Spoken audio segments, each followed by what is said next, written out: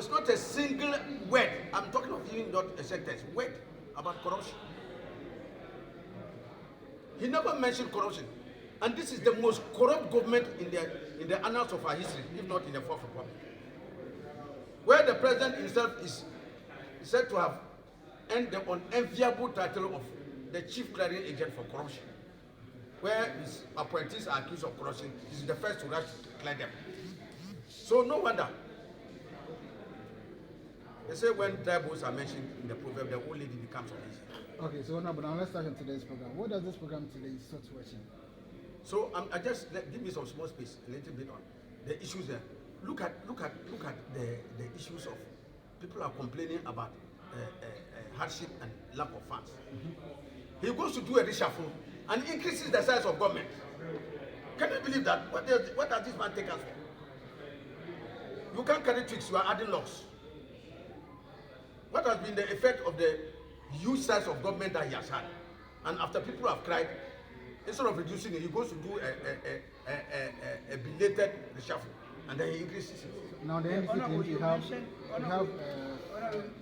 there were issues like Galamsey. He didn't talk about Galamsey. People's livelihood are destroyed. Water bodies, contamination, people's health have been compromised. So many things. He never said anything. How does the NDC explain the finance minister domestic and finance minister international? My brother, since when have you had a presidential advisor on the economy at the same time with the president's special envoy for international finance and capital markets? What kind of appointment is that? It's a nebulous appointment. It just tells you that, you see, if a thief should kiss you, you should be in a hurry to count your teeth. Because it's just indicated to us that Kenneth Fodata is going nowhere. If you look at the appointment, that's why the minority that there's something, a finance minister domestic and a finance minister international. Because our brother Amin Anta, in the banning, we say that he's wearing a gown of flies. The least flatulence, they fly and leave him naked. Because whatever decisions are going to be taken on the economic front, Amin Anta's hands are tied. He can't do anything. He's just fancy people say he's a Kotobonku agent. He virtually cannot say anything because at the policy level, when it comes to cabinet, the presidential advisor will take precedence over the minister. I know which other more very critical things that you thought the president didn't touch on which he should have touched on? That's what I just started indicating to you. The issues of corruption in this country, the issues of Galamsey, the issues of the size of government. The Ghanaians are complaining that look at the number of ministers that you have and look at the shambolic performance they have put up. So the least you can do is to cut down on the number. When he made this useless reshuffle, he increased the number. Look at the plight of our youth.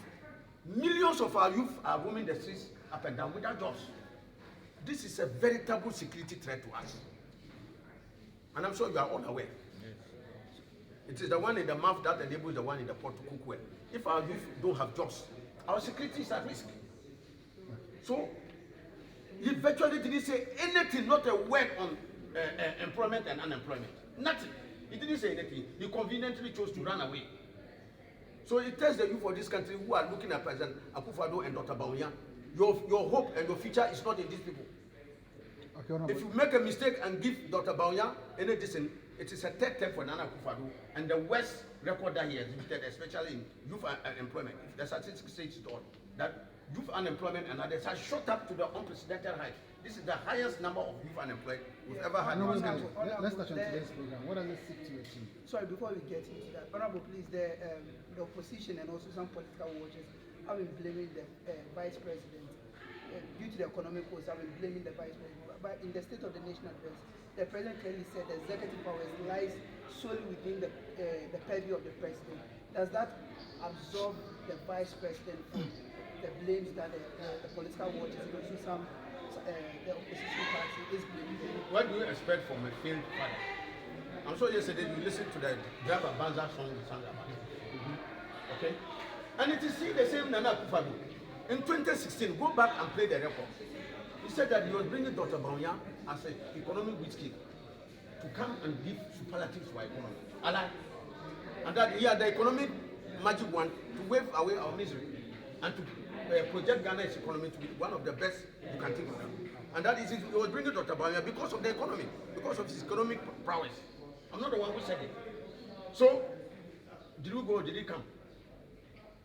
And so I want to say without any item of that, what he did yesterday was a failed attempt to take responsibility because he's already a dead man going away. So that he can absolve Dr. Bawumia of blame, take the blame and go out. And then Bawumia will be set free. Ghanaians are not stupid. The economic management team, and go back and listen to the record. Dr. Bawumia played. He said, Akoto or say, what do you mean? Alan Chiramantin? Jan Bafo himself. What a wonderful economic management team that will turn the fortunes of the district. And that they should go and look at John Mahama's economic management team. Can you even remember John Mahama's economic management team? They did that, indicating that the economic money is the pivot around government's economic policy success will be hinged. So you can't tell us this one when your mouth is full of water, you are going to the country fire. We will not accept that afterthought thing that he's doing that. As chairman of the economic management team, he had the duty to work to ensure that this economy was an error. Can you imagine if this economy was a success? Do you think Dr. Bawumia would say he's a bait? He would have blown it with a trumpet on the rooftops. Okay? Because today it's a collapsed economy, he's running away. In any case, he says he's a driver mate. He cannot take success. So the digitalization is taking success. Where is that one coming from?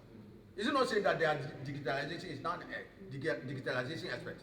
Where is the same president? Why does it give the digitalization credit that he's saying to the president? And he's claiming it. So when it's good, he can claim it. If it's bad, he should run away. We don't need a hypocrite for this. And that is why I say that Dr. Bawumia, when he gives you good money, look at the position of the sun before you respond. Because he has a difficulty for telling the truth. And so even he cannot be candid with us. And like Honorable Adongo said, look at what he said about his father. That he had to go and do menial jobs, he had to go and struggle to pay school fees and other things. Yes. Meanwhile, Then you touch on today's program. we are from the north. We know who his father was. His father was one of the elites in the northern region. In fact, he had so many positions of agriculture minister. Even in 1979, his father was the chairman of Cocoa Board. Cocoa Board, 1979, under Dr. Liman. So this is the man who had a golden spoon in his mouth.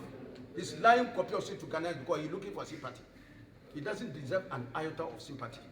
Ghanaians must know him for who he is. That's why I'm saying that if a liar should kiss you, you must be in a hurry to go and count your teeth. Okay. This man is not ready. Today's program, what are you and saying? of course, I'm sure you all listen. I believe that before you entered here, there were things you didn't know. The issues of the economy and how he has been able to dissect it. And to tell you the true state of our economy today. I'm sure we are all left in no doubt that our economy is in a deep hole. And so you saw the graph that he brought, that we are sinking faster.